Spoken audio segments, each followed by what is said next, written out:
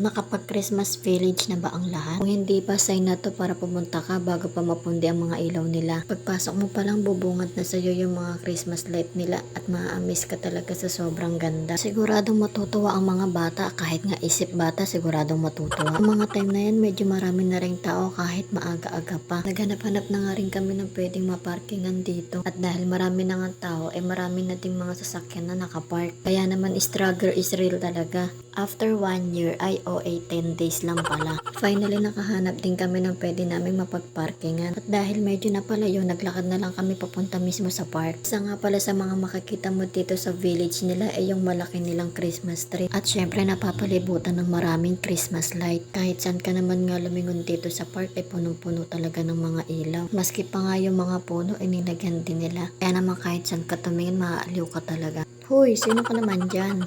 Naglakad-lakad na nga din kami dito at naghahanap kami ng mga pwede namin kainin. Natuwa nga ako dito kasi kanya-kanya sila ng upo na parang nagpipiknik lang. Akala ko kasi dati sa Maynila lang yung mga gantong eksena. Habang naghahanap nga ako nakita ko nga itong binabalot ni ate sa dahon ng saging. Akala ko tuloy tamalis. Tapos dito naman sa katabi niya, akala ko may carbonara. Ay sorry na po, sisig po pala yan.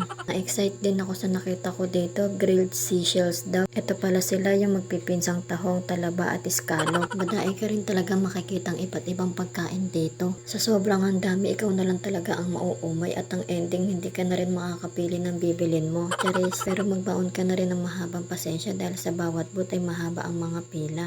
Nung mga time na yan ay sunundo na nga namin si Shen. Kasama din kasi namin sila mama dyan at doon siya nakasakay. Wala daw kasing parkingan ng 8-wheeler sa loob. Pagpasok pa lang nga ay natuwa na ang bata nung makita na niya yung mga ilaw. Pero tingin ko mas natuwa siya sa mga laruan na nakita niya. Ito naman si Papa ay hininto pa talaga. Dulang tayo sa mga ilaw-ilaw sa loob. Pero dahil nga nalibang-libang naman si Shen sa mga pailaw-ilaw ay makakatipid tayo for today's gala. Naglakad-lakad lang din naman kami sa loob tapos bigla na lang may nag-countdown. Hindi naman kami na-inform na may pa-fireworks pala ngayong gabi. Sakto lang din pala yung pagpunta namin kasi first time lang din ng anak ko makapanood ng ganyan.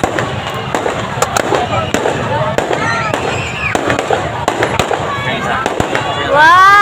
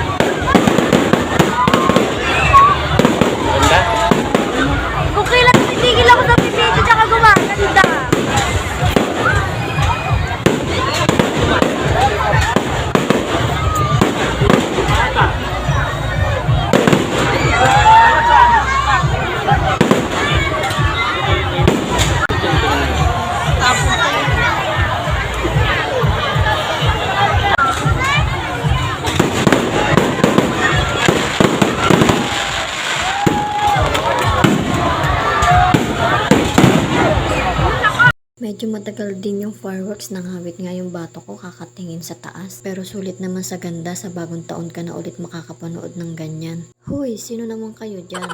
Ito nga talaga yung inaabangan ko sa village, yung pa-snow nila. Kaso nga sa sobrang dami ng tao, hindi ka rin naman makakasingit. Kaya naman hinayaan ko na lang din siya na maglakad-lakad sa paligid niya. Tapos may nakita nga siyang bata dyan na may hawak ng lobo kaya nilapitan niya. Si Shen kasi yung tipo ng bata na mahilig makipag-hi tapos biglang makikipag-appear. Minsan nga sa amin kahit yung delivery ng Shopee o Lazada kinakamusta niya. Kaya masasabi ko na sobrang friendly ng anak ko. At eto na nga, nalingat lang ako saglit, bigla na akong tinakbuhan ng anak ko. Tinitingnan-tingnan lang niya yung mga nasa paligid niya noong time na yan. Hinayaan ko na lang din para mag-enjoy siya kahit nakakapagod maghabol sa kanya. Sigurado ako pag uwi namin mamaya tulog agad siya.